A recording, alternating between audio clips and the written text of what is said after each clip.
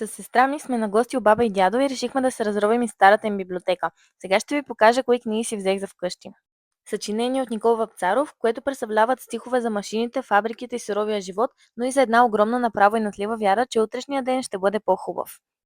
Обикновен живот – история за пенсиониран железничар, който сяда да напише биографията си и открива, че в главата му всъщност живеят няколко напълно различни човека.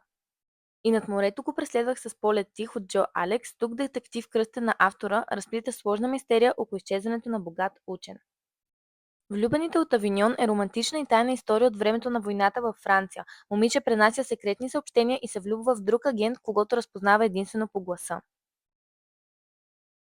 Кървавият двойник от Едгар Уолъс е история за умен беглец, който открива своя абсолютен двойник. Използва го, за да си създаде перфектното алиби и да обърка тотално плановете на полицията. Съдба е сборник от кратки фантастични разкази от Шиничи Хочи. Има роботи с човешки емоции и извънземни, а краят на всяка история обръща всичко на 180 градуса. И последна джобна книжка, а именно Благослови животните и децата, която разказва за група момчета в летен лагер, които предприемат тайна мисия, за да спасят стадо застрашени бизони. Последното, което си взех, е Стършел от Етел Войнич. Това е книга за италианските революционери и предателствата. Първото, което ме грабна е името на авторката, която също се казва Етел, като главната героиня от моят роман Загубени във времето. Но също така видях, че и преводът е от Леда Милева, което също допринесе.